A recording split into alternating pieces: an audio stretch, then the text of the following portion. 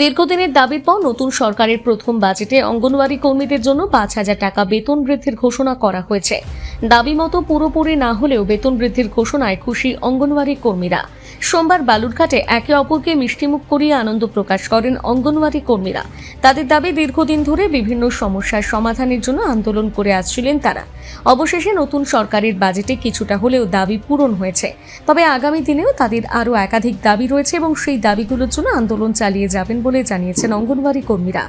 এই প্রসঙ্গে অঙ্গনওয়াড়ি কর্মী লতা বিশ্বাস বলেন, তো সমস্ত দিদিদের আজকে কিছুটা হলেও সুরাহা হলো এবং আমরা শুনতে পেলাম যে আমাদের 5,000 টাকা বৃদ্ধি হয়েছে।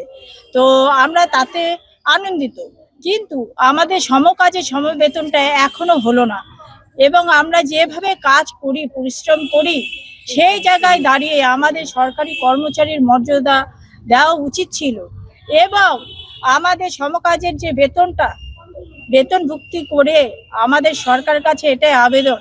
আজকে 5,000 টাকা বৃদ্ধি হয়েছে, আমরা সবাই আনন্দিত হয়েছি, কিন্তু আমাদের আগামী দিনে যেন সমকাজে সমবেতনটা হয় এবং সরকারি কর্মচারীর মর্যাদা যেন আমরা পাই, সেটা আবেদন রাখবো রাজ্য সরকারের কাছে এবং মাননীয় মুখ্যমন্ত্রীর কাছে। বিগত সরকারের আমলে আপনারা দীর্ঘদিন আন্দোলন করেছেন, কিন্তু কোনো কিছুই পাননি। নতুন সরকার আসার পরই কিন্তু এই দাবি কিছুটা হলেও পূরণ করা হয়েছে, সেটাকে কিভাবে দেখছেন?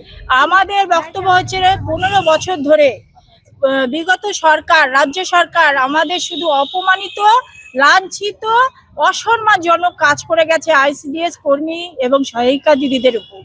কারণ আমাদের একটা ফোন দেওয়া হয়েছিল, 10,000 টাকা ফোনের টাকা দেওয়া হয়েছিল। সেই ফোনের একটা বিশাল গাইডলাইন দিয়েছিল 14টা পয়েন্ট এবং সেখানে লেখা ছিল ফোনের যদি কোনো ক্ষতি হয় বা ভেঙে যায়, জলে পড়ে যায়, যে কোনো ব্যাপারে ফোনের যদি কোনো ক্ষতি হয় আমাদের থেকে ক্ষতিপূরণ আদায় করে নেওয়া হবে। এটা আমাদের কাছে ভীষণ অসম্মানজনক বলে মনে হয়েছিল।